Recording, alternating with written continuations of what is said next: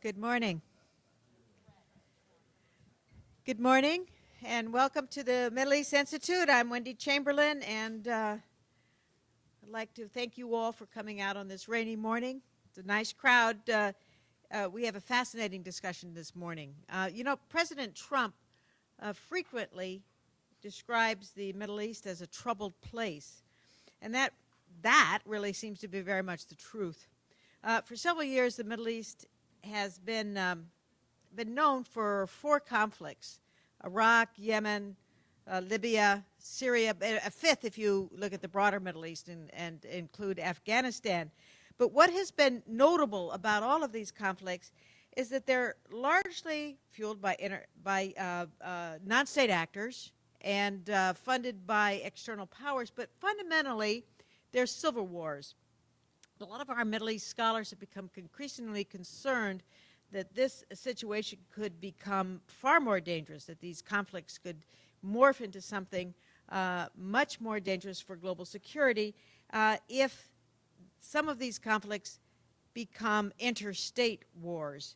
Our senior fellow and director of the Defense and Security Program here at the Middle East Institute, Bilal Saab, has written a very interesting paper on one of these potential interstate conflicts, Iran and Saudi Arabia. He's written a paper. You can actually pick it up at the table at the back of the room as you leave, or you can access it online at mei.edu. It's called Beyond the Proxy Powder Keg, the Specter of War Between Saudi Arabia and Iran. But beyond the Saudi-Iran potential interstate conflict, it's possible to describe scenarios of interstate conflicts between the U.S. and Iran, between the U.S. and Russia, between Iran and Israel. And we have a very esteemed panel of experts here today to examine some of these potential conflicts. We're fortunate to have such a good panel. I'm going to leave it to Paul Salem to introduce our panelists. He's moderating the panel this morning. Paul is our Vice President for Policy and Research, and I'll turn it over to him in a minute. But first, let me remind you all, we have several cameras at the back, and we're recording this for our website. So please take out your telephones and mute them. Don't turn them off, because we encourage you to tweet. You can tweet at hashtag MEI Security, all one word. And again, welcome to this morning's discussion. Paul? Thank you, Wendy, and good morning, everyone, and Ramadan Kareem. Indeed, today we're zeroing in on the risk of interstate war. As Wendy mentioned, we're largely seeing civil wars as asymmetric wars, terrorist groups are non-state. Of interstate war hasn't been higher today than in the last few years. And when we think when was the last interstate war in the region, maybe the U.S.-led invasion of Iraq, kind of. The last real state-to-state war, the Iran-Iraq war, that's almost 35 years ago. So these risks are real and interesting to look at. I'll introduce the panel briefly, then go straight into a discussion. I will be engaging our panelists in a conversation and some Q&A for 45 minutes to an hour, and then leave half an hour for your questions and comments to the panel. So by way of quick introduction, to my left is Martin Indyk. Martin is the John Whitehead Distinguished Fellow on International Diplomacy in the Foreign Policy Program at the Brookings Institution, served as U.S. Ambassador to Israel twice, was Special Assistant to President Clinton and Senior Director for Near East and South Asian Affairs at the National Security Council, and Assistant Secretary of State for Near Eastern Affairs at the Department of State from 1997 to 2000. Martin, thanks for being with us today. Julianne Smith, who was to my right, is Senior Fellow and Director of the Transatlantic Security Program at the Center for a New American Security. She's a contributing editor to Foreign Policy, where she co-edits the Shadow Government. From 2012 to 2013, she served as the Deputy National Security Advisor to Vice President Joe Biden. In addition to advising the Vice President on a wide range of foreign and defense policy issues, she represented him in cabinet and deputies level interagency meetings. Julianne, thanks for being with us also today. To her right, our good friend Ken Pollack. Ken is a resident scholar at the American Enterprise Institute, works on Middle East political and military affairs, focused partly on Iran, as well as Iraq, Saudi Arabia, and the Gulf countries. Served twice on the National Security Council in the Clinton White House, first as Director for Near East and South Asia, then as a Director for Persian Gulf Affairs. Started his career as a Persian Gulf military analyst at the CIA during the Persian Gulf War. And finally, my good friend and colleague, Bilal Saab from MEI, who's our Senior Fellow and Director of the Defense and Security Program, specializes in Levant and Persian Gulf Affairs. Previously was Senior Fellow and Director of the Middle East Peace and Security Initiative at the Atlantic Council's Brent Scowcroft Center on International Security, where he also created and chaired the Gulf Policy Working Group and led the Middle East Crisis Simulation Series. So a great panel, and thanks all for participating. Martin, let me start straight with you, and if we can zero in on the Israeli-Iranian dynamic that has been escalating on and off over Syria. How serious is it? What do you think the two sides are thinking? What are the scenarios that we need to be concerned about? Thank you, Paul. And thanks very much to the Middle East Institute for hosting this panel and me today. I think the first point to observe about the Israeli-Iranian conflict is that it has been going on for a very long time, except until recently it was fought essentially by proxies. On the Iranian side at least. There was no direct Israeli-Iranian engagement, except when Iranian scientists nuclear scientists were assassinated, and Hezbollah responses to that with terrorist attacks against Israeli targets around the world. And then, of course, the intense conflict between Israel and Hezbollah, which has manifested itself, as you know better than most of us, in Lebanon.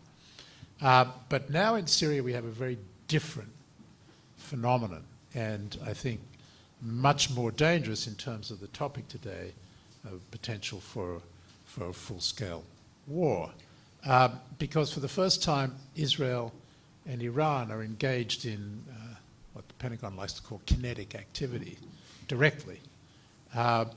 And we've seen that in particular since January, and a number of engagements between the Israeli Air Force and the Iranians. Started with a drone, the Iranian drone being sent into Israel under unclear circumstances. But the Israelis saw it as an intentional act and responded directly on the Iranian control position at the T4 airbase. Since then, the Israelis have made clear, and I think it's important to understand this, that they have three red lines as far as Iranian activity is concerned in Syria. The first is not to push Iranian-backed militias, whether it be Hezbollah or other militias, to the border area with Israel on the Golan Heights. The second is not to move rockets into Syria that could either be transferred from Syria into Lebanon to stock up Hezbollah's already formidable arsenal of, who knows exactly, 40,000 perhaps rockets there. And in particular not to create a factory in Syria that would be used to manufacture more accurate rockets than Hezbollah now has at its disposal, which is what really bothers the Israelis. And then the third is not to deploy air defense systems, Iranian air defense systems, that could threaten Israeli aircraft operating not just in Lebanon and Syria, but also in Israeli airspace. So those are the three red lines. The Iranians have crossed each one of them in one way or another, and each time they do, the Israelis hit them hard. That produced the retaliation from the Iranians, which was a rocket attack on Israeli military targets in the Golan Heights, which was a spectacular failure.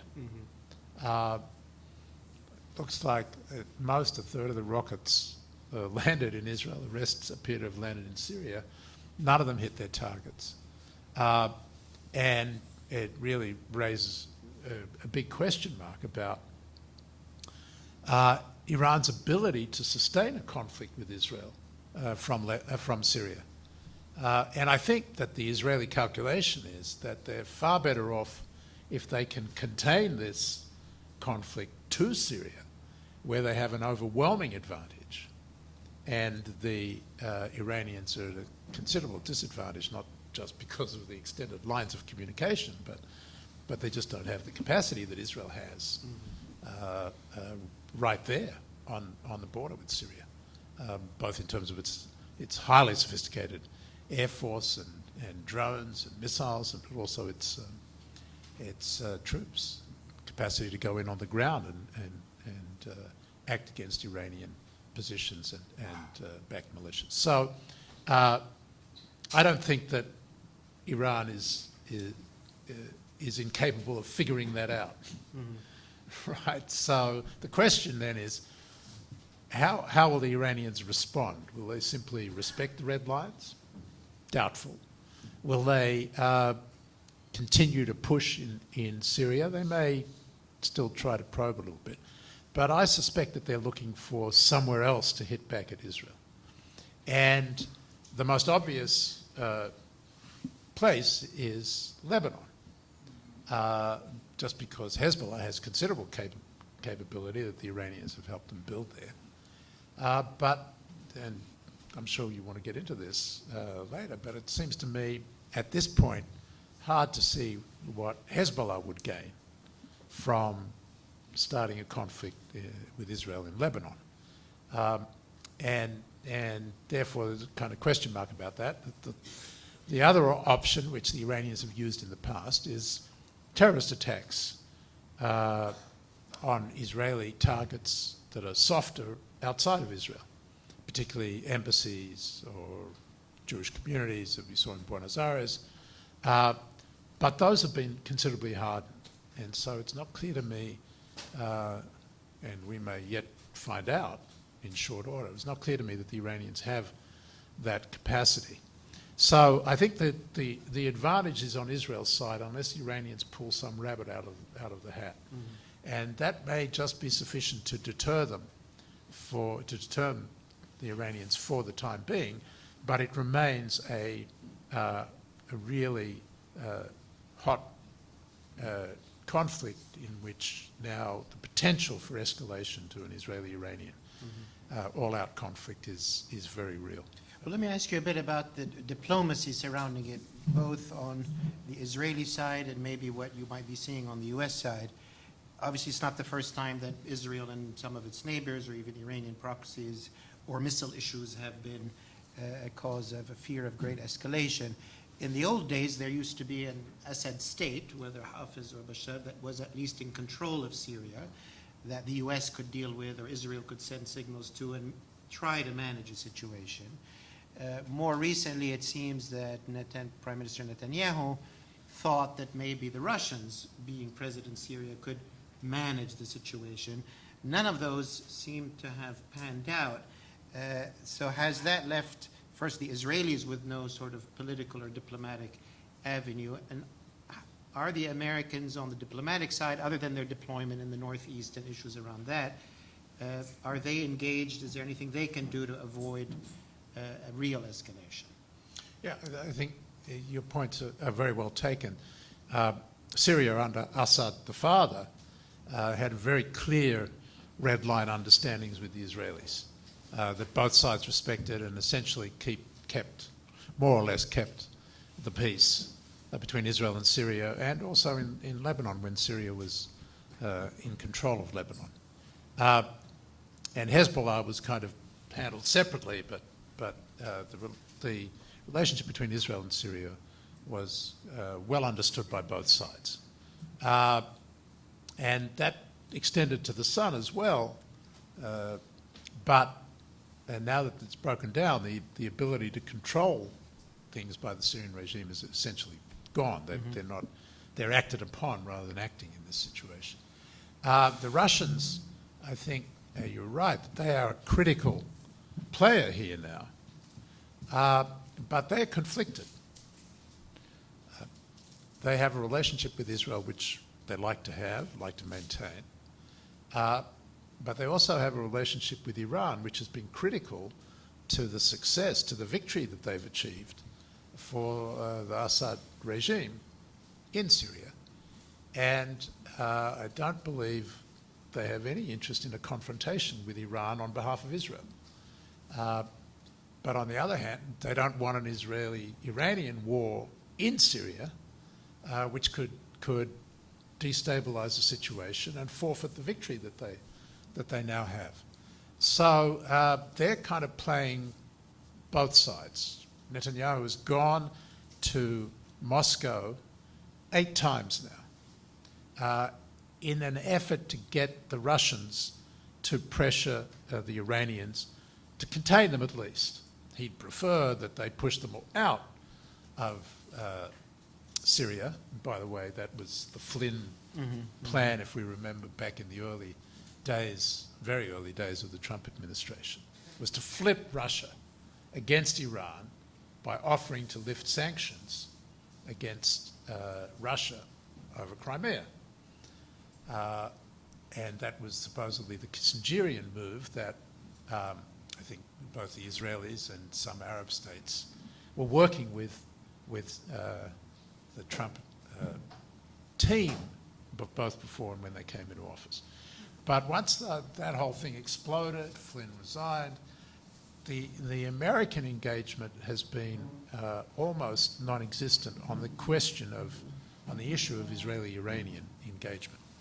And so the Russians are the only address from Netanyahu, but he doesn't have he has the backing of the Trump administration if he goes to war with Iran. They'll have his back, but in terms of diplomacy, they're not interested in engaging on this issue. And so what Netanyahu seems to have managed to do is get an understanding with Putin that as long as Israel doesn't hit Russian targets in Syria,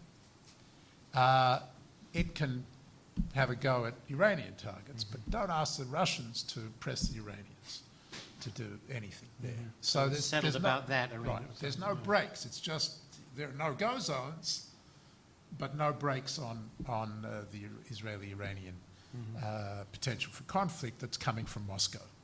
And then there's the United States, as I say. There doesn't seem to be any interest. Pompeo may change that, but the attitude seems to be, okay, Israel, you handled Iran in Syria. We got other things to do. Okay, thank you, Martin. Ken, let me turn to you on the U.S.-Iranian relationship. Obviously, it went sort of from maybe a kind of détente under the Obama administration to obviously open hostility and many, many moves. One tracks the withdrawal from the nuclear deal, new sanctions, and yesterday even newer ones were announced on Hezbollah and other leaders.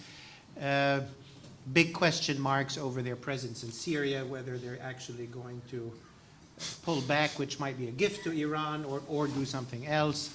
Not much clarity in Iraq and Lebanon or Yemen. So there are all these different arenas. But it is an administration with John Bolton, Mike Pompeo, others who have sort of ambitious, aggressive instincts maybe towards Iran. Does that translate into anything beyond the nuclear deal issue, some more sanctions, tweets?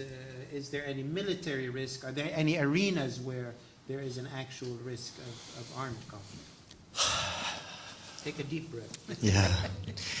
Look, so the easiest, glibest, and I think the most correct answer, of course, is yes. Okay. Now Yes, let me to which part? all of it. All of it. Now let me unpack it a little bit. So first point, it's worth coming back to something that Wendy said at the beginning, which is very important, which is depending on how you want to count them, we have 3 to 6 civil wars burning in the region. Civil wars are engines of instability. Things happen because of civil wars that no one would have predicted and frankly no one wanted beforehand, right? And as I said, we've got 3 to 6 of them burning, and they have a very bad habit, exactly as Wendy implied, of them metastasizing into wider regional conflicts. That's point number 1. Second, coming more directly to your points, you have a president who is deeply ignorant about the world and incredibly unpredictable. Okay?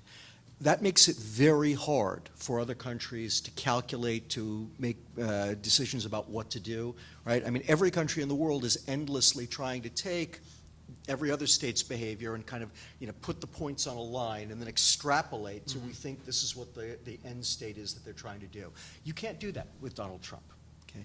Now let's add to that the fact that you have an Iranian regime that isn't always good at doing that with the United States to begin with, right? That oftentimes puts the points on the line and comes up with this, right? Or, has us going like this when we're clearly going like that, right? And oftentimes they will overreact to what they perceive to be American policy, right? Worth noting that some of the worst Iranian overreactions toward the United States have been when they believed that the United States was pursuing regime change. Right? My favorite example of that, back to a time when Martin and I were both in government, in 1996, Newt Gingrich very famously insisted on adding $18 million to the U.S. covert action budget against Iran. Right? Did it very, very publicly. Now, we knew that $18 million was nothing, and that the CIA wasn't doing anything really with it. The Iranians didn't. They seem to have taken that as a declaration of covert war. For them, that was a lot of money, and as best we understand it, their response was Khobar Towers, right? It was blowing up this housing complex, killing 19 American servicemen, injuring over 200 others. Well, we don't know what the Trump administration's policy toward Iran is. David Sanger wrote a piece in the New York Times the other day that I think was actually way too kind to them in suggesting that the president's policy is one of regime change. Again, I don't think the president has a coherent policy, but certainly you could imagine the Iranians making that same calculation. The decision to pull out of the JCPOA was utterly gratuitous. It made no strategic sense. The most you can do with it is put it in the framework of regime change and say, well, it might be part of that kind of an effort. If that's the case, if the Iranians come to that conclusion, again, this is the kind of context where we've seen the Iranians overreact, right? Do things that can be very dangerous. And then there are a number of other things going on, some of which Martin has already started to talk about in terms of what's going on with our proxies and the potential for the United States and Iran to come to blows over actions with our proxies. If the Syrians, Iran's proxy, employ chemical weapons again, chemical warfare agents again, which I think there's a pretty high risk that they will we hit the Iranians? Right? There is a lot of speculation out there that John Bolton was arguing for the inclusion of Iranian targets in the strikes against Syria. He got voted down. Pompeo organized. None of us knows if any of this is correct, but that is the story out there. It certainly wouldn't seem beyond the realm of possibility that he would be doing so. And perhaps the next time around, the administration decides, you know what? We got to send the Iranians the signal that they're going to have to tell the Syrians to knock it off. Right? So you could have that kind of direct American action against Iran. And as Martin has already suggested, the Iranians do miscalculate, they can overreact, but they try to be smart about it, but they're rarely passive. Even when they pull in their horns, even when they recognize. They still jab. Exactly, right? And they will try to jab somewhere else, right? And sometimes, again, they can overreact, they can, overfulfill the quota, and you don't know what's going to happen. Then there's the other side of it. We've got the Houthis lobbing missiles at Riyadh. At some point in time, do the Saudis decide to respond against the Iranians, right? And something that I think we need to recognize is that while I don't think that the Saudis necessarily want a direct war with the Iranians, again, they may feel compelled to respond, and the Iranians may then feel compelled to respond in turn. We also have to wonder about at what point do American allies decide that Iranian aggression in the region is simply too much for them to bear and too much for them to deal with on their own? And so they need to bring the United States into it. And will they at some point decide to start something with Iran in the hopes that the U.S. can be brought in to finish them off? Well, let me probe a little bit on that and on a broader question. I mean, you identified Syria, maybe chemical weapons, as a place where U.S. and Iran could maybe come to blows. You raised the issue of proxies could get into a war with Iran, whether it's Israel, and maybe the U.S. then will feel needs to do something, or Saudi Arabia, and the U.S. will feel need to do something. You've also mentioned that the Iranians might hit back like they did in the Khubar days, hit an American target somewhere at some point, and then the U.S. might feel an obligation to respond. I want to ask you two things. One is on the naval, in the Persian Gulf areas where the U.S. Navy and a lot of the IRGC and other forces, that's often been an on and off kind of semi-flashpoint.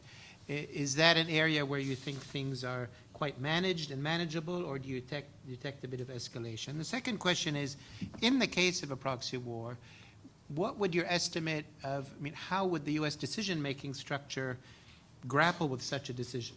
Let's say Israel, yes, got into a shooting war with the Iranians. How does that go up the chain of, what does it mean in Washington? How do you make such a decision? Or if the Saudis did? That's a big, difficult question. But. Yeah, let me come to the second one second, because that is bigger. Makes I'll sense. start with the first one first. So in the Persian Gulf, for the moment, things do seem much more under control. There have been some press pieces out there, and I hear the same thing from my CENTCOM buddies, that the Iranians, over the last 6-8 months, have really kind of pulled in their horns in the Gulf. The Iranian, particularly the IRGC Navy, used to be incredibly reckless in the way that it approached American ships, literally speaking, and they've actually been much more cautious about that. And that makes sense. Again, the Iranians have always demonstrated a very healthy respect for American conventional military power. They've always been very wary of giving us a free shot at them, especially since April 1988, when famously we sunk half their surface navy in an afternoon. So it seems unlikely that that's a venue where they'd want to pick a fight with us, but, always buts. In particular, I think that we need to think about what's going on inside Tehran right now. We know that there is a struggle between the two camps, and we can call them whatever the heck you want to call them. You want to call them hardliners, principalists, conservatives. You want to call them moderates, reformists, pragmatists. I don't care, right? They're the two camps. We know that they're out there. They broadly reflect different strains of Iranian foreign policy, and for that matter, domestic policy thinking. They are very much in competition right now. It does seem to be very much the case that the hardline faction is more or less ascendant, but working very hard to kind of snuff out the other entirely. We don't know if at some point in time they will decide, you know what, getting into a little skiff with the United States might not be useful to us. I think that unlikely. Again, they have a very healthy respect for us, and folks often make the mistake of assuming that third world dictatorships want to be hit by the United States, that somehow this is good for them because it lets them look tough. They never do. No one likes to be bombed with impunity. But you can't rule that out. Now, your second question. Again, this is one of the difficulties that I think every one of us has as analysts trying to understand the functioning of the Trump administration, right? Back during the Obama administration, even during the Bush administration, when Martin and I were at Brookings together, we ran a whole series of war games looking at the potential for an Israeli strike on the Iranian nuclear program. And one of the fascinating things about those strikes was every single time, no matter what the scenario, no matter who we had playing the American side, they didn't want to become Israel's reinforcements. Right? They didn't want to become Israel's cavalry. They were, always eager to shut the thing down. They were always eager to get involved to try to stop the fighting, but nobody wanted to pile on with the Israelis. There was a very interesting conclusion from that. And again, it seemed to reflect the traditional Washington thinking about this problem and the traditional way of making decisions. Well, we've got an administration that doesn't make decisions the way that most administrations do, and that has, especially now, a cast of characters whose views are very much outside the mainstream. right? And so if we get into one of these situations again, where maybe it's not the Israelis striking the Iranian nuclear facilities, although who knows, maybe that's back on the table.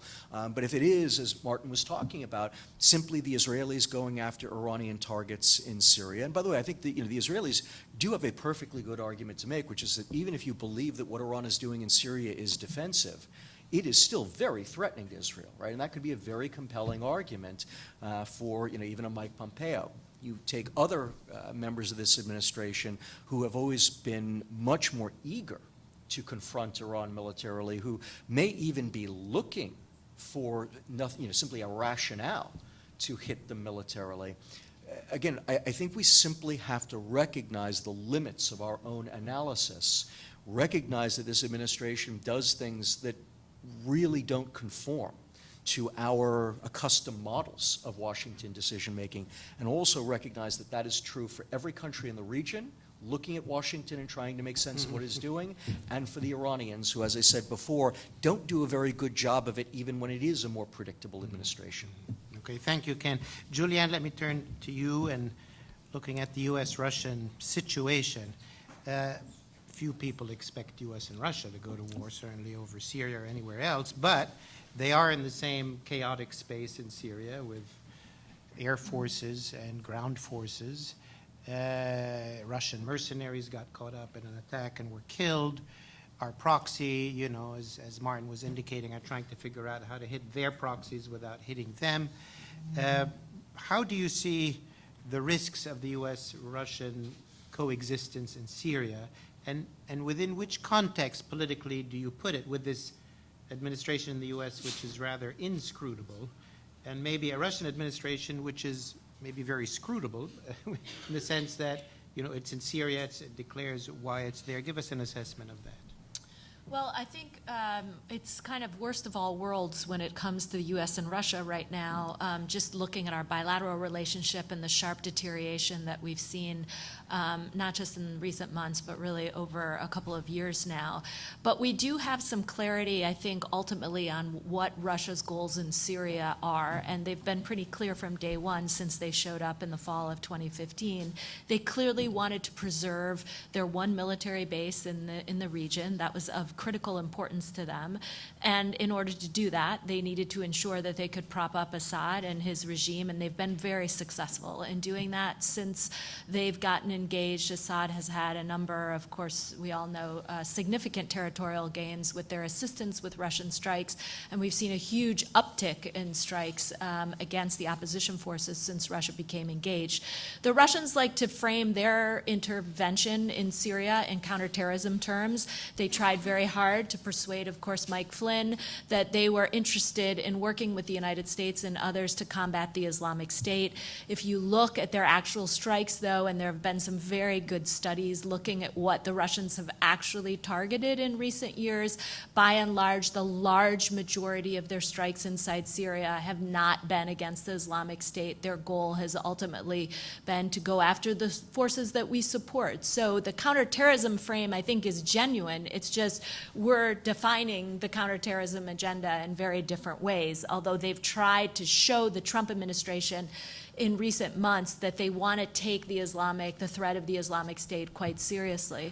And of course, the other motivation for Russia is to really upset the regional order more broadly. How the United States is seen not only inside Syria by the forces on the ground and the many players that we now have engaged there, but just across the region more broadly. And maybe we can get into this later about all the efforts that Russians are undertaking to strengthen and alter their relationships with Egypt, with Israel, with Turkey, with the Saudis, with the Iraqis. The list goes on and on. There have been some very, very interesting and dynamic changes on that front that are upsetting the balance in terms of how some of these countries look at U.S. influence and power. So that's kind of the Russian side of the ledger in Syria. For the U.S. side of the ledger, trying to determine the way forward, as Ken pointed out, is extremely difficult right now because, of course, you have 1 week where the president is making a strong indication that we're ready to pull out and we're leaving within weeks, not months. And then days later, of course, we have the United States undertaking strikes in the wake of the CW attack inside Syria. And so there's just this open-ended question for the Russians, for our allies, for anyone, for Assad, about what the administration's overarching policy in Syria might actually be going forward. And it's hard to find somebody that has a definitive view on that you can say is widely acknowledged and accepted by the entire administration. Of course, Bolton might put forward one vision, the president himself may on a Tuesday put forward one vision and on a Wednesday another. Pompeo's new to the job. We'll see how he shapes the administration's policy. But obviously for the Russians, they don't know much other than that we're not really going anywhere, it appears, anytime soon. I could be wrong. But so in terms of the prospects for us to go head-to-head in Syria, as you noted, Russian mercenaries have been killed. And yet we haven't found ourselves moving towards World War III and engaging in any sort of military conflict with Russia. I think no one wants that. The Russians certainly don't want it. We don't want it. But I think the risk of miscalculation and accidents happening are extremely high. We have not only U.S. and Russian jets, but UK, French, Turkish, many jets flying in a very small space. And the hotline that our militaries have to communicate with one another has been flipped on and off several times in recent months. Just a couple months ago, I mean, we just went dark in our mill-to-mill engagement with the Russians. Since then, there's a flickering of light. Occasionally, the switches turn back on. But I think that because of that situation, because we can't maintain even the basic mill-to-mill channels, I think the possibility of an accidental escalation is extremely high, not to mention the risk that the Russians often take. We've seen this not just over Syria, but they love to buzz our ships in the Black Sea. They just intercepted a P-8 in Baltic airspace a couple of weeks ago. Their level of risk-taking is entirely different than what the United States would consider to be cautious and appropriate. And so we are always kind of hanging by a thread in terms of potential unexpected or unintended escalation. Well, let me ask a couple of questions. I mean, the Russians, and when I engage with them, it's a strange combination of wanting to poke the Americans in the eye and disrupt American, everything, influence diplomacy, and a desire to, to negotiate or make a deal with the Americans. And in Syria, very much the case, poke the Americans in the eye, keep Assad in power, rebuild their power. But as you said, wanting to reach out, let's make a deal over something else, over sanctions, over Crimea. So my first question is, how do you read that? I mean, what is this Russian policy of engagement with the U.S.? What's that combination? My second question is, obviously, as you said, and we all know, this administration very erratic, very unpredictable. But the Department of Defense and Secretary Mattis has been I would say, very stable, as has CENTCOM. Yeah. And they're the guys that are over there. And you've indicated mill-to-mill has gone dark and so on. But if we go beyond sort of the changes in the White House and State Department, there's stability in DOD and CENTCOM. So what can you say about that and how they're trying to manage the risk with the Russians amidst this unpredictability? Well, it's not that we lack a strategy. I mean, certainly Mattis has a very clear-eyed view of Russia, the threat it poses in multiple regions around the world. First and foremost, what it's doing through various acts of intimidation, through a whole array of asymmetric tactics in Central and Eastern Europe, and that whole immediate sphere of influence, or their imagined sphere of influence. But I think Mattis is also very clear-eyed that the Russians view the Middle East as their near abroad as well. And he understands the risks, he understands the tactics, I think he understands how far they're willing to push it, the risks of escalation. It's just, again, from on high, he's not getting a clear direction. I mean, if you look at the national security strategy or the national defense strategy, I mean, it's a clearly articulated vision on where we need to go with Russia, how we need to build up deterrence but engage them at the same time.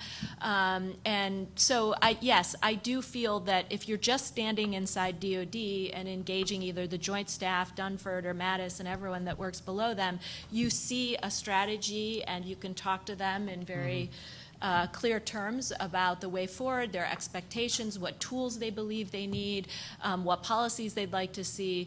But they feel, I think in private, they'll often tell you they feel like they're kind of blowing in the wind, again, because they don't have that top cover. So for the Russians, they feel that too. And I think early on they saw a prospect for a grand bargain. And there was an expectation, whether or not it was justified, now it seems like it wasn't, but there was this expectation that perhaps the Russians could trade something on Ukraine for cooperation in Syria. And I think Putin was hopeful and willing to entertain that and push that.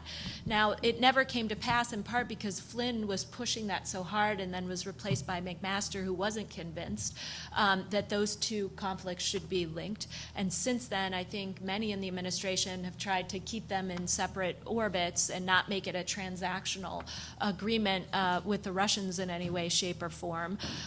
But so, again, going forward, I mean, there are all sorts of odd things that happen. Now, we were seeing an administration taking an increasingly harsh line towards Russia on lots of fronts, and yet now we have a summit that's been offered after Putin won. Supposedly the two are going to meet sometime this summer, perhaps in July, maybe around Trump's visit to Europe. I don't know, nothing's been confirmed, but I could guess that that would be a nice opportunity to do so. He'll be in Europe in any case.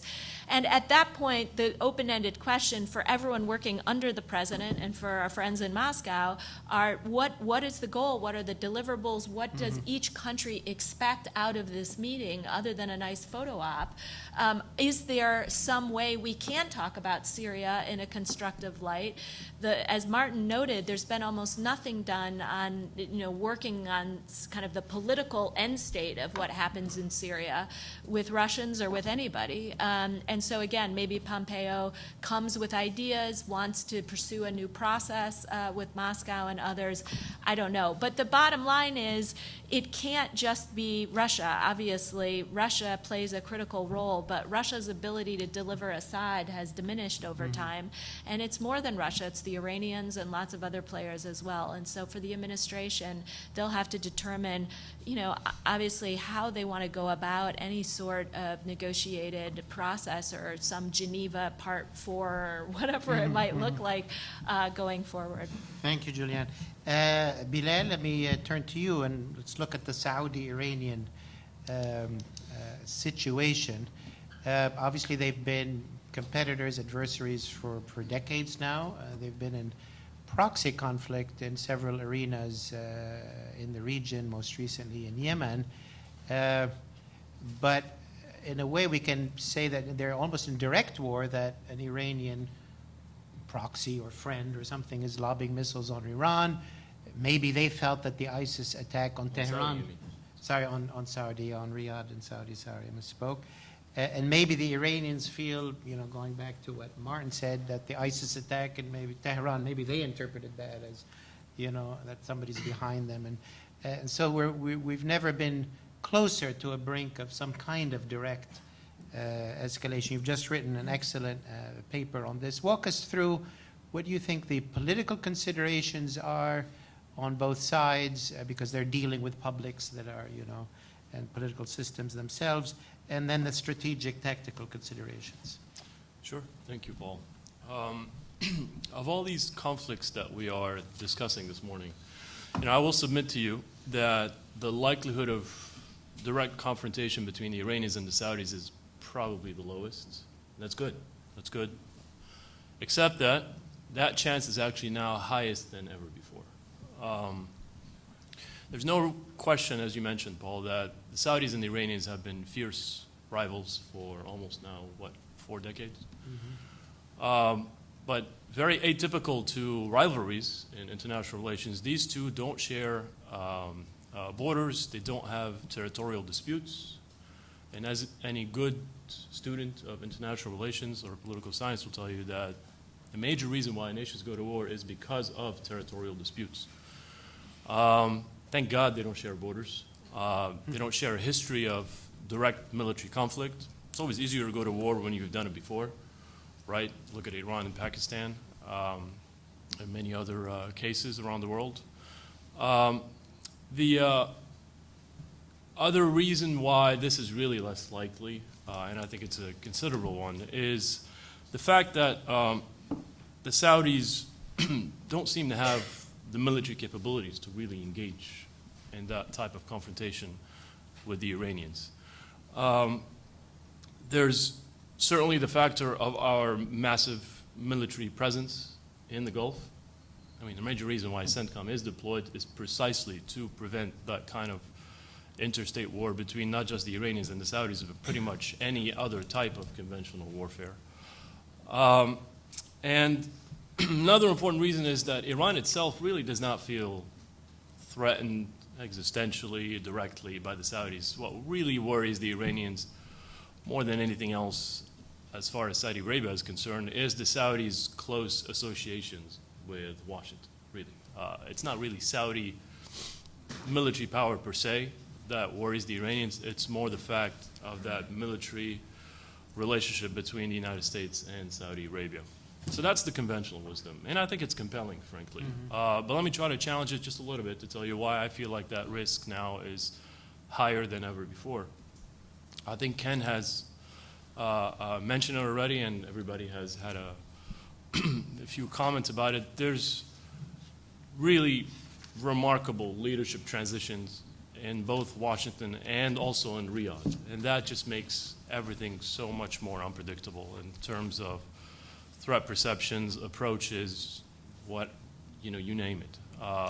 This is not your typical Saudi leadership. This is a crown prince who has had quite a bold approach to regional affairs, quite a dark assessment of Iranian threats. I mean, not that dissimilar from his predecessors, but at least the difference with him is that he's determined to do something about it. That something is not very reassuring so far, given the situation in Yemen, but he is quite determined, and probably not alone, as close as possible with the United States.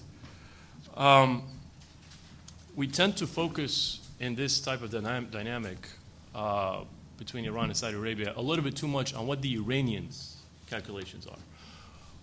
Until recently, when out with the arrival of a new leadership in Riyadh, we really have not paid attention to what the Saudis feel about this type of confrontation and how, under certain circumstances, they actually might initiate military action against the Iranians.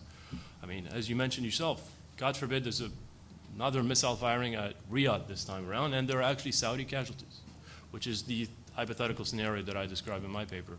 And there are a lot of casualties, Saudi casualties. We don't know how MBS would respond. He certainly has a number of options, but one of those, it actually might be that he might initiate direct military action against Iran. That assumption that I mentioned before, as far as Saudis not having the requisite means and the capabilities to engage in a military confrontation with Iran, frankly, is not that convincing to me, because it flies in the face of the history of interstate warfare and domestic conflict. The fact that you don't have the capabilities has never really prevented actors from going to war against their adversaries. Sometimes even, they don't even know that they have the capabilities, and they still go to war, right? I mean, the prime example of that is the war in Yemen. They knew that they didn't have an answer as far as ground warfare against the Houthis, and nevertheless, they launched a war that has now been going on for what, 4 or 5 years? 3, 4 years, yeah. Okay, so that tells you that that doesn't really stop actors from launching a war, even though they don't have the capabilities. And the final reason why I feel like this might be a higher risk than we think it is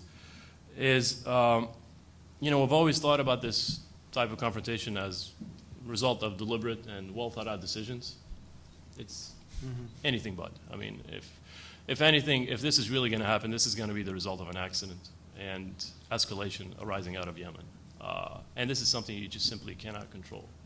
So, for all these reasons, the conventional wisdom is still compelling, but I find it now less so because of the uncertainty in Washington, the uncertainty in Riyadh, and the other issues that I mentioned.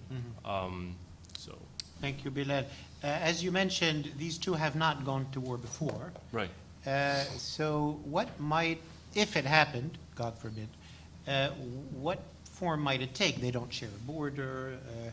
As you said, maybe you were referring to India, Pakistan have had a number of wars. You can imagine how that plays out. Israel has had several wars and so on. If it were to happen, what would it look like? Well, it could look like many things.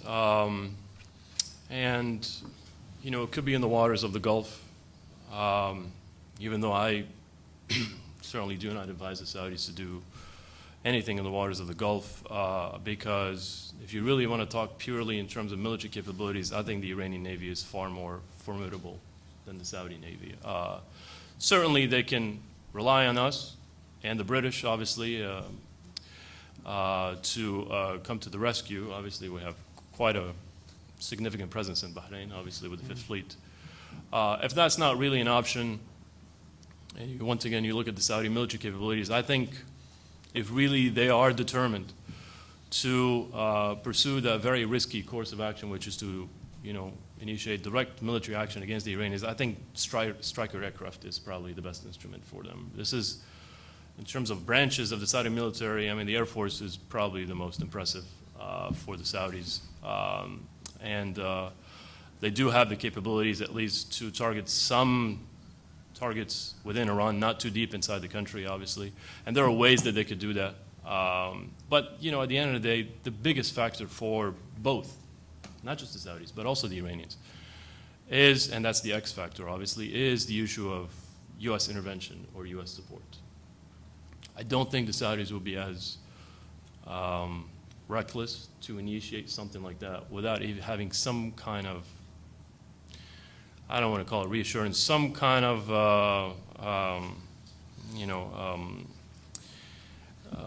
Understanding? yeah, some kind of arrangement with Washington that if we were to do something like this, you would certainly intervene on our side.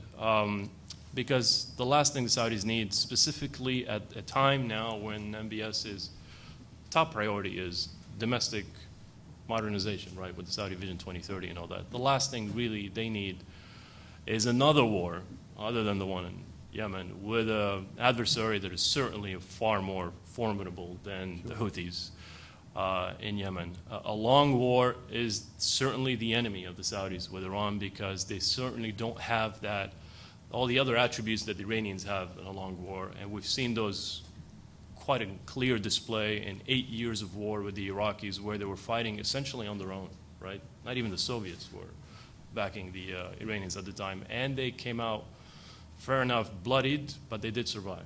I don't think the Saudis can survive a long war with Iran. Thank you, Bilal, and there's more in the paper if you want to read more about it. Martin, let me come back to you with a big picture question about, U.S. policy in the past, if you go back to sort of Kissinger post-73, had kind of a idea how to stabilize, certain power balances, dealing with certain states. Clinton administration, dual containment, there would seem to be a bit of a plan. Well, I'm not sure you were going to tell us about it, but the Bush administration was quite radical, invasions and this and that. Obama maybe went back to an attempt at stabilization, sort of the nuclear deal with Iran, take that off the table, which would reduce the likelihood of an Israeli-Iranian war, an attempt at détente with Iran, which didn't work out so well in the proxy wars, but it was his approach. We don't know, unless you can tell us, what the Trump administration, sort of, if you have a big picture approach to how, I think we've all agreed they don't really have a spelled out strategy or vision, but if you take the actions of President Trump and what they've done so far, is that an approach to the Middle East that makes conflict more likely, that leaves the states in the region in a more sort of billiard ball kind of arrangement? President Trump, have a tendency to kind of be a bit of a pyromaniac, throw a match on something and see what happens, and then try to pick up the pieces later. So can you make any sort of reflections on how general U.S. policy in the Middle East is affecting the risk of interstate war? Thank you. I think that whatever I say about Trump policy has to carry the caveat that Ken made about the unpredictability of the president himself. the ignorance and just simply the lack of experience in dealing with, as we've been discussing, immensely complicated situation in the Middle East. But I do think you can see a consistency in some respects in terms of where he's coming from. So number one, we know that he cares above all about his base and maintaining his base. And he knows that his base doesn't want the United States involved in another war in the Middle East. In that sense, That's clear. there's a continuity with Obama, who also felt that he had a mandate from the American people to avoid getting involved in another war in the Middle East. And that's why when he bombed Syria the second time, he went through an elaborate explanation to the American people about how this was, not part of a war, but actually part of America's disengagement from the region. And so what we've got there is an instinct for retrenchment from the Middle East. And instead of the United States carrying the burden, continuing to pay the bill. So he's, keeps on pointing out, we paid $7 trillion for wars in the Middle East and got nothing for it. So he doesn't want to pay the bill, and he really looks to Israel and Saudi Arabia in particular as the ones who should carry the burden. So for instance, I believe that he tried to shake down the Saudi Crown Prince on his visit here to pay for America's engagement in Syria on a kind of no pay, no stay approach. And he said in his press conference with Macron, there are a lot of wealthy partners that we have in the Middle East. They're going to pay for our engagement. He kind of used the words that he uses with the Mexicans. And then there was this interesting idea, which seems to have gone nowhere, that they should also put troops in Syria. So I think that we know that the president trusts his instincts. I believe those are his instincts, to get out, not to get in, to put the burden on our regional partners rather than the United States. And in that sense, you could say, I think not unfairly, that it's a policy of leading from behind, to coin a phrase. But that, I think that's his instinct. Now, when it comes to Iran, on the other hand, he's driven by another instinct, I think, which is this was a lousy deal. It was an Obama deal. It was a Kerry deal. They didn't know how to negotiate like he knows how to negotiate. And so, scrap the deal because they did it and because he can do better. And I think in that respect, he's really focused not on regime change, which Bolton may be, as Ken suggests, but on getting a better deal, following the maximum pressure model that he thinks, yet to be proven, was successful in the North Korean case. Because I don't think he wants to go to war with Iran. I think he wants to pressure them And get what he in order wants to from get them. get what he wants from them. But that can lead to a war, given the volatility of everything that we've described. And so I think that's my sense of where he's coming from. Now, one other point I just want to make that comes from this very interesting discussion is that if you think about it, the Saudis, as Bilal explains, if they're going to get into an open conflict with the Iranians, they need the United States to actually carry their water militarily. And of course, the Iranians do not want to get involved in that kind of war with the United States because, again, like Israel in Syria, the United States has overwhelming superiority against Iran. The Israelis, are prepared to take care of business in Syria. They're not looking to the United States to do that, but they want the United States to take care of their problem with Iran's nuclear program. and wouldn't mind at all if Iran decides to break out and launch their program again if the United States bombs Iran rather than Israel, for the same kind of calculus as for the Syrians. So you've got this interesting dynamic here, kind of tension, where Trump wants them to take care of business and they want him to take care of business. And I can't tell you exactly how that's going to play itself out, but I have the suspicion it's not going to end well. It's always a safe, unsafe prediction in the Middle East. Julianne, let me turn to you and bring in the European angle to this. Obviously, you study Europe very, very intensely. You're moving there, and moving to Berlin in July. So you did mention, there's Syrian, European also air forces over Syria. The U.S. withdrawal from the nuclear deal with Iran is, again, another issue that has created a big wedge between Washington and the European capitals. First of all, do you see this as this wedge profoundly deeper, different than the previous ones with President Trump? Is Europe moving in a distinctly different direction on Iran and hence maybe some other regional issues? Or at the end of the day, they're unhappy, but they can't break with the U.S. and they'll just have to grin and bear it? Where do you see the Europeans?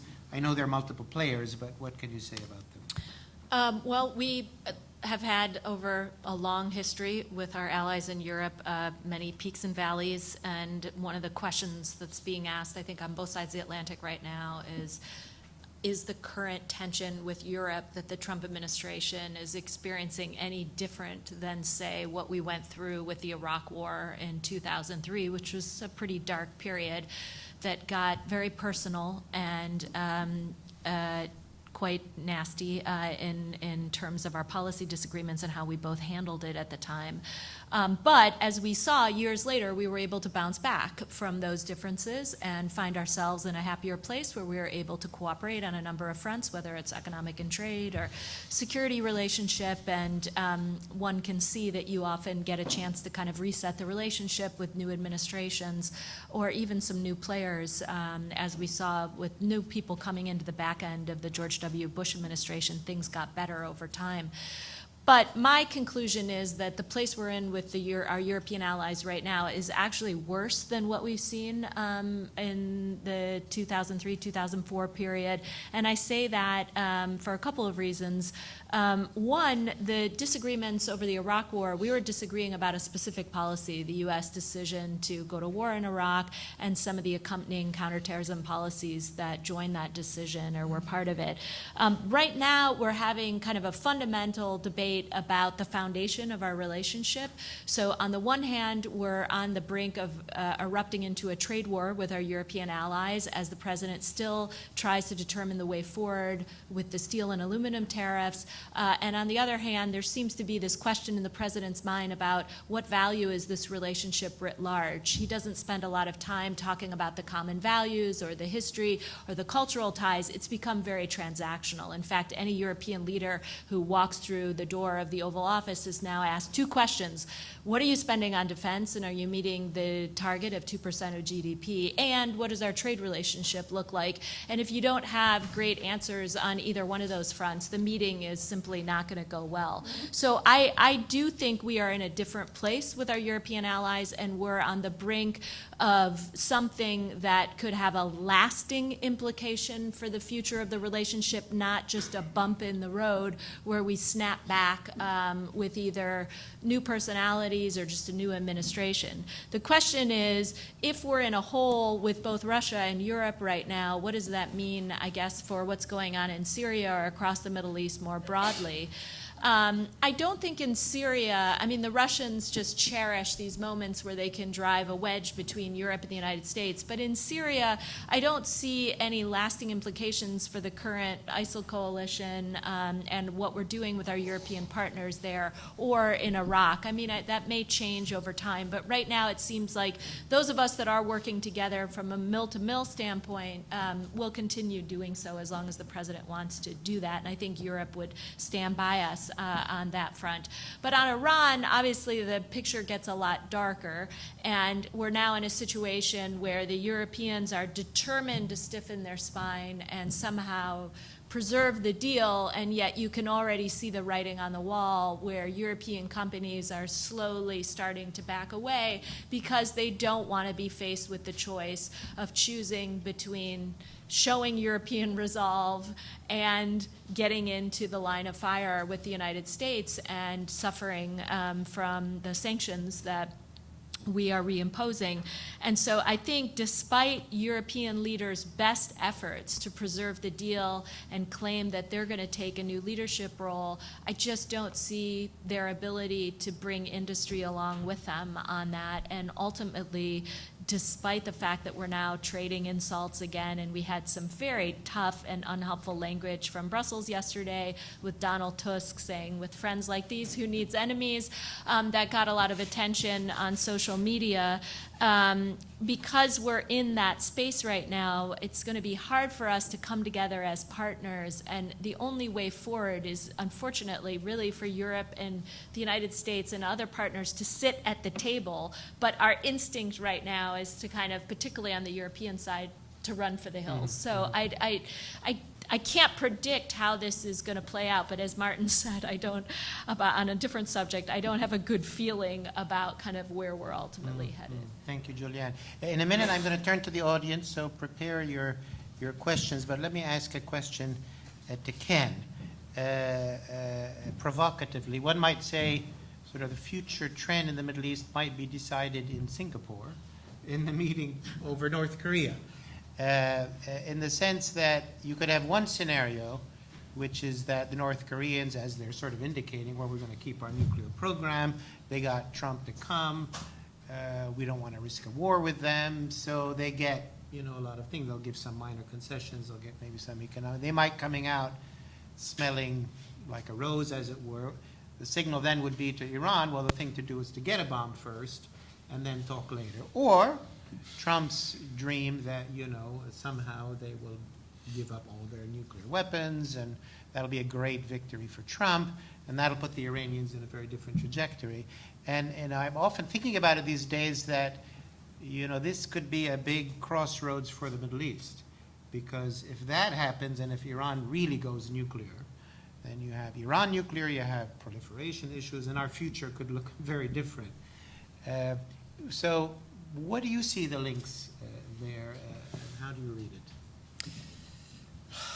I will start again with a glib answer, which is that I don't think that what the president did with the nuclear deal is going to be good for the Korean nuclear negotiations.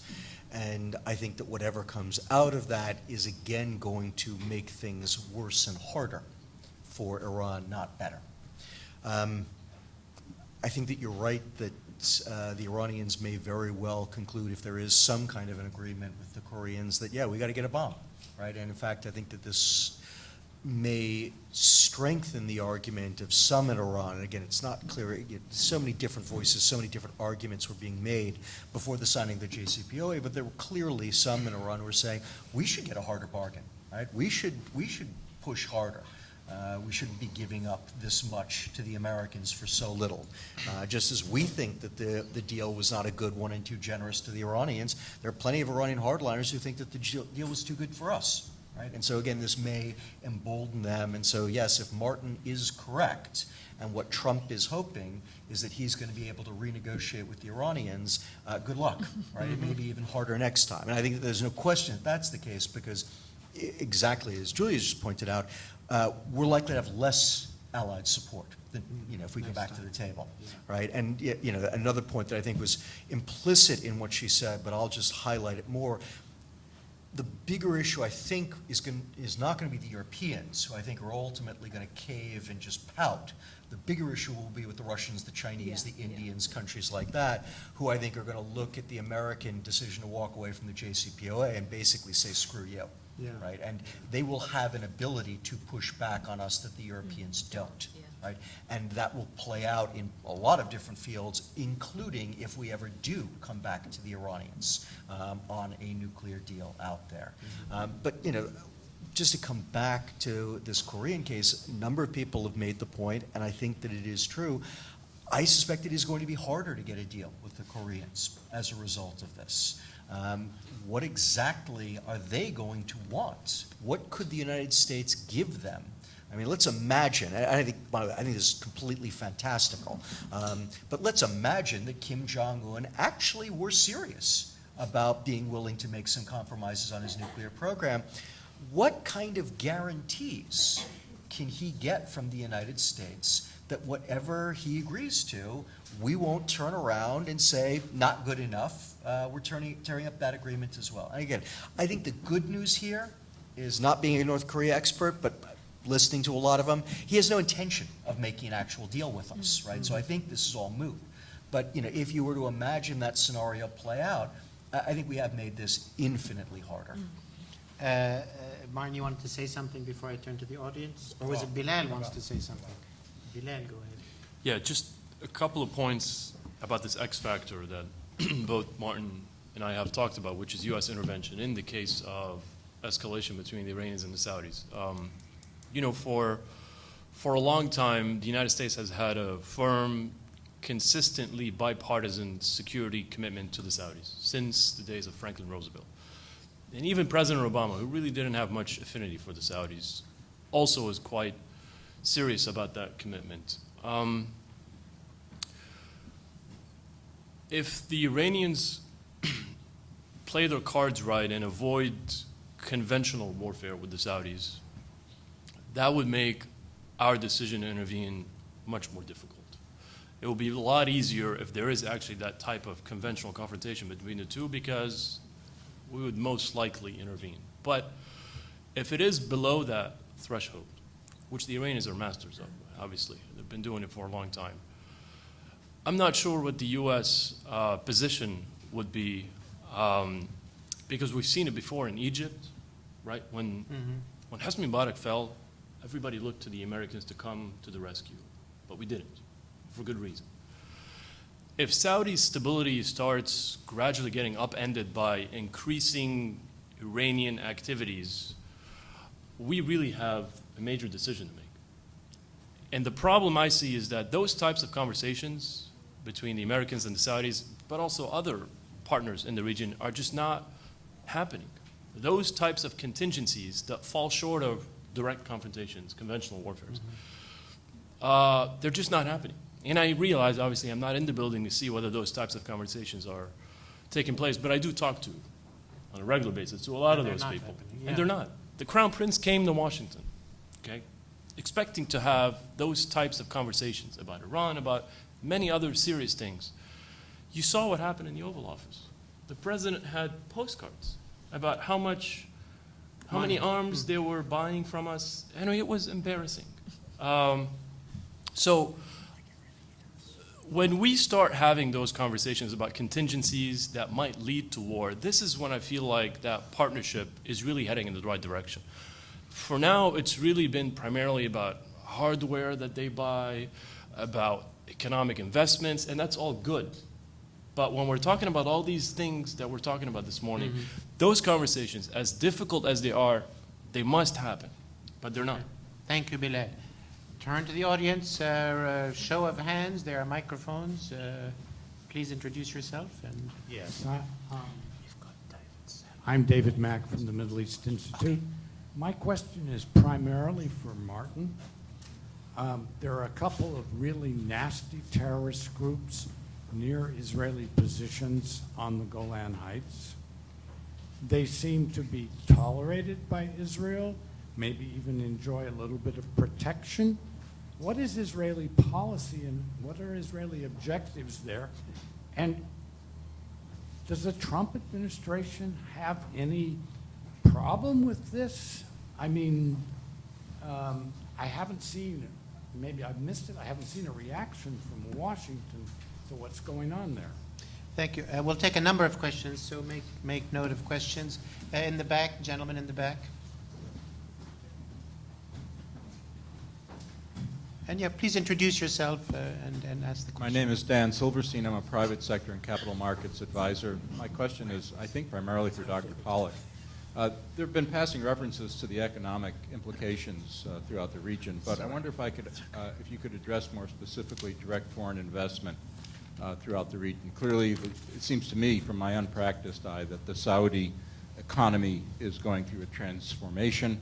The the new sanctions in Iran appear to be evolving in concentric circles out with a net reduction of investment. Israel seems like a stable economy. So can you help me figure this out? Tell me where I should be putting my money? Aha, that's an interesting. The lady in the fourth row, I believe it is, yes. Wait for the microphone because we're recording. Thank you. Aviva Meyer, I'm on the board of Americans for Peace Now. This may be my lack of understanding, but could any or all of you address previous examples where the American government has consciously pulled out of an agreement that we've had, and what have been the implications? I know there are many examples over the world, but focusing on our behavior. Thank you. From the left branch, sir, in front.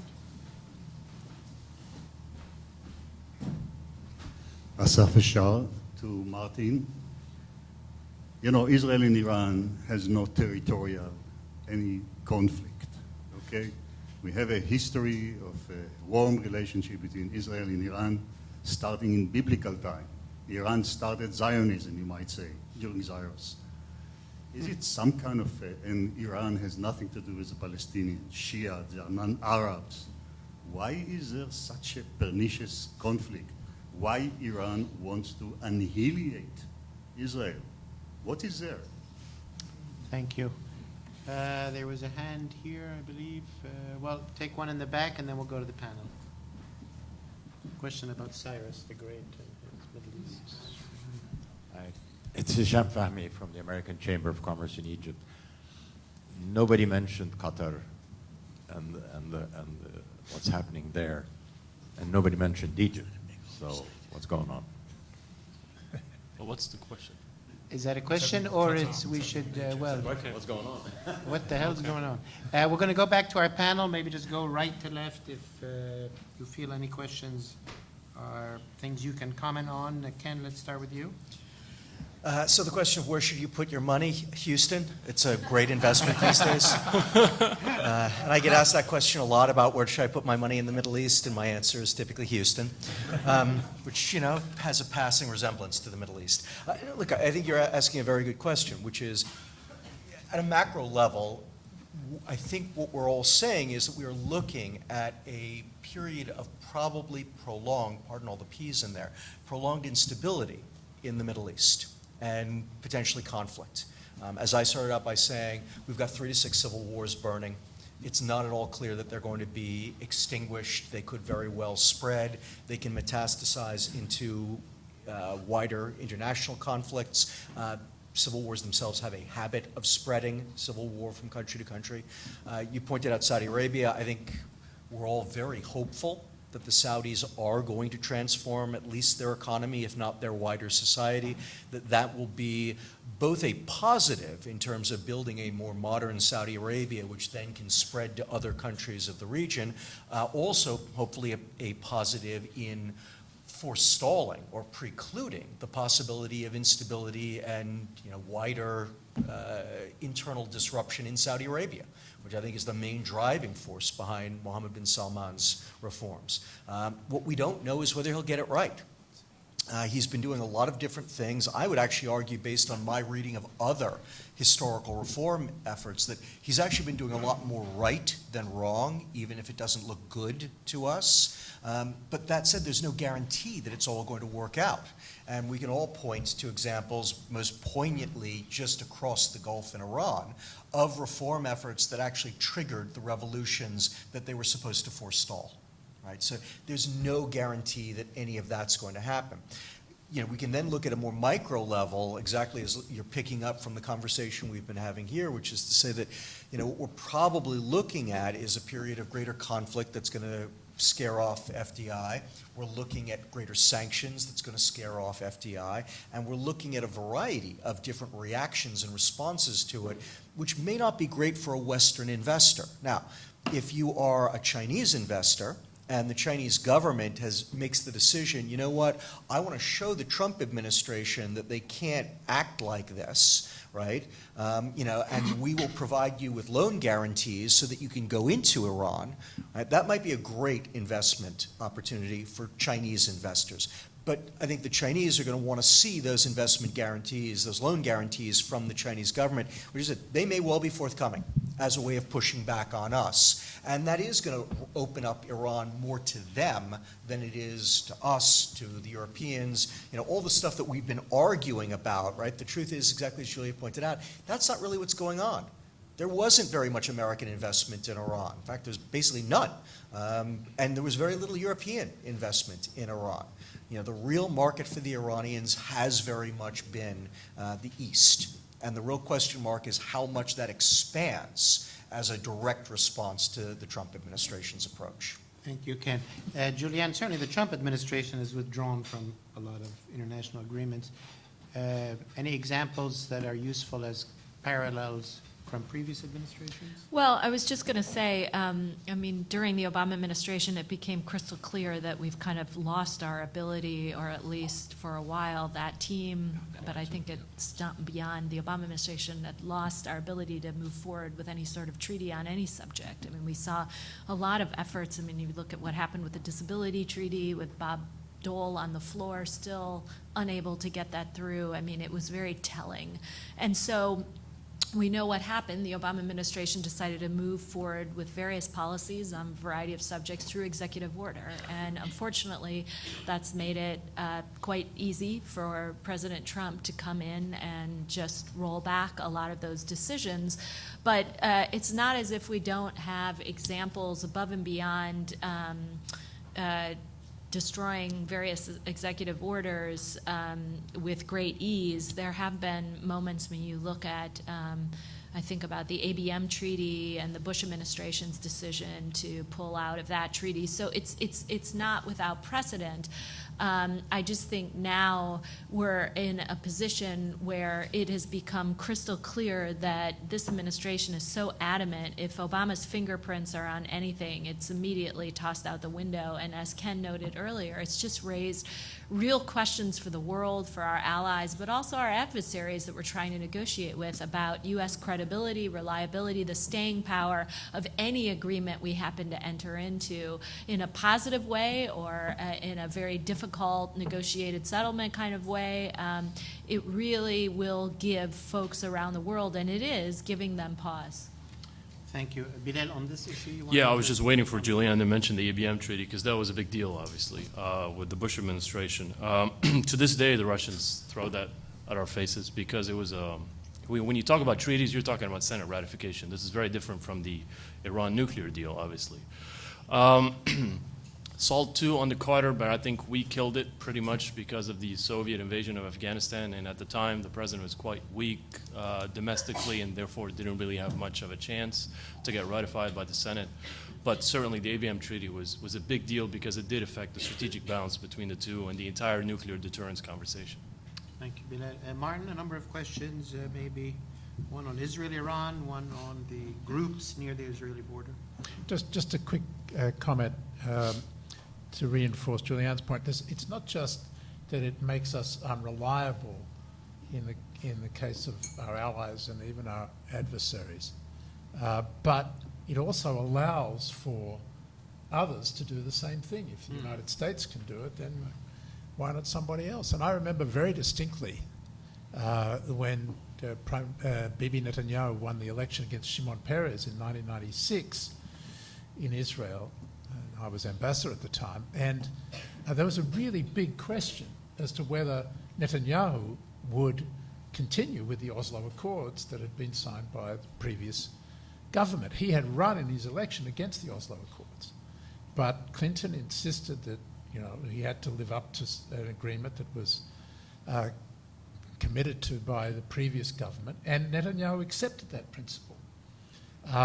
If Donald Trump had been around at that time, he would not have. I'm quite sure would not have. In terms of David Mack's question about what Israel is up to with terrorist groups on the Golan, I think that Israel has come to appreciate well that simple principle of the enemy of my enemy is my friend, principle that operates in the Arab world as well. Did you say simple or sinful? Simply sinful.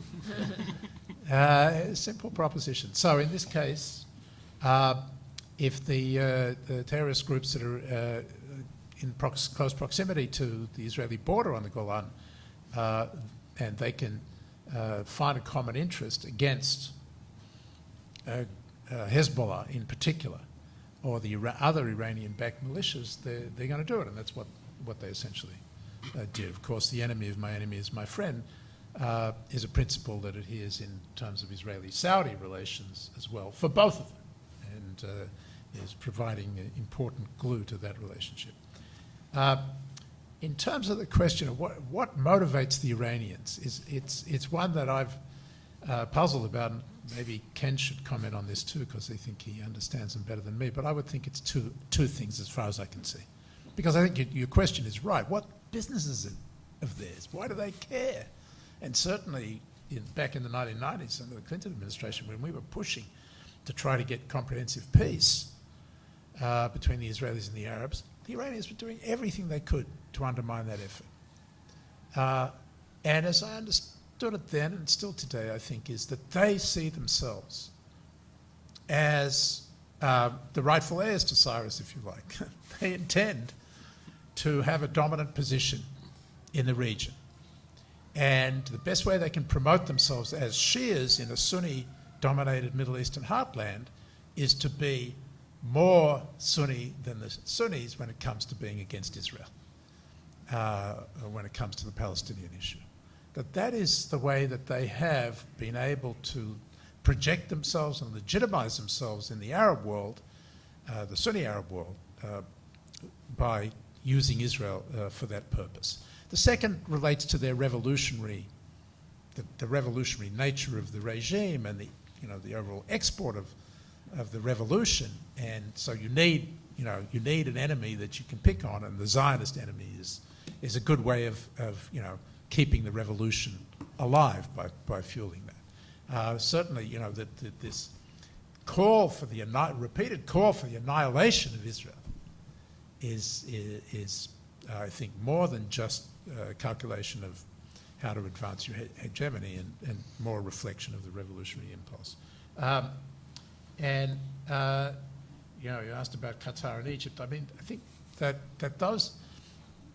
it's important to consider, bring it back to Paul's question about Kissinger's effort to stabilize the region by essentially taking Egypt out of the pocket of the Soviet Union and building a construction that was effectively the start of a Pax Americana. Today that doesn't exist anymore. It's very unstable. And all the players are jockeying for position. And that increases the instability in the situation, where you've got this split between Qatar and Saudi Arabia and the Emirates that really destabilizes our GCC coalition. Egypt has limited its engagement in regional affairs because of the problems it has at home, but has played an active role now in calming the situation between Hamas and Israel over Gaza. They were very actively engaged in there. Interesting example of the way these things get screwed up.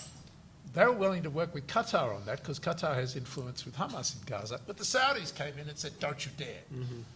So when the United States is not engaged in a direct way in all of these things, and you leave it to the parties themselves, sometimes they can work it out, and a lot of the times they can't. Mm-hmm. Thanks, Martin. We're sort of running out of time, but words from Bilal, and also Ken wanted to add something. And if I can add on the Qatar issue, Bilal, I mean, there have been, this crisis between the quartet and Qatar, and there were fears sometimes on the Doha side that is regime change in Doha, what some are thinking about. Could force was used in Bahrain when there was an uprising there. Could force be used against Qatar? Obviously, the U.S. base is there and so on. But since this is a panel about interstate conflict, do you have any comments on the Qatar quartet crisis in that context, or any of the other questions that were posed? I don't think that the probability of conflict between, the quartet, as you mentioned, and Qatar was really ever high. I think from the moment that we sent a very stern message to them that what they're doing is going to backfire and it certainly affects our interests. And oh, by the way, we have the biggest military base in Doha. I think they got the point, and they realized that they might have overplayed their hand. Now, it doesn't mean that the crisis is going to be over anytime soon. I think that they're willing and they're quite determined to take it as far as they can to try to cause as much political dysfunction and economic troubles in Doha. But obviously, the Qataris have not been helpless. They've had their options. They're trying to diversify their partnerships with the Turks and perhaps even enhance their relations with the Iranians. But they realize that we have certainly their interest at heart, and any conversations that you might have heard about regime change and all that, I'm not sure they really were ever that serious. They might have entertained those ideas, but in terms of implementation, I don't think that really that was a serious probability. It's just the number one reason because of the adverse effects it would have on us. And certainly this is not the time to have adversarial relations with Washington. Thank you, Bilal. Last word, Ken? Yeah, just briefly. I just wanted to pick up on something that Martin already referred to with regard to Iranian feelings about Iraq, which we should never lose sight of, which is that the revolutionary leadership, starting with Khamenei, really does seem to believe that the United States is their implacable enemy, and Israel is the implantation, the colony that the United States has implanted in the Muslim world as an instrument of that enmity. Right? And they just believe, a number of years ago, Karim Sajidpour at Carnegie wrote a wonderful monograph called Reading Khamenei, where he simply looked at all of the information that was available to kind of try to lay out how, as best he could do it, Khamenei saw the world. And it was very consistent. Khamenei believes this, right? And every time we get more information, Martin, I think, is right that there are these instrumental elements, but there is also this deeper belief, and you can call it ideology, and you could call it philosophy, you can call it insanity, whatever you want to call it.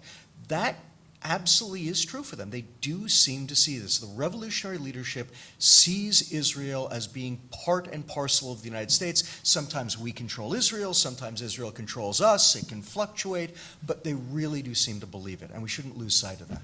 Thank you, Ken. Thank you all for coming today. This issue will be with us for a long time.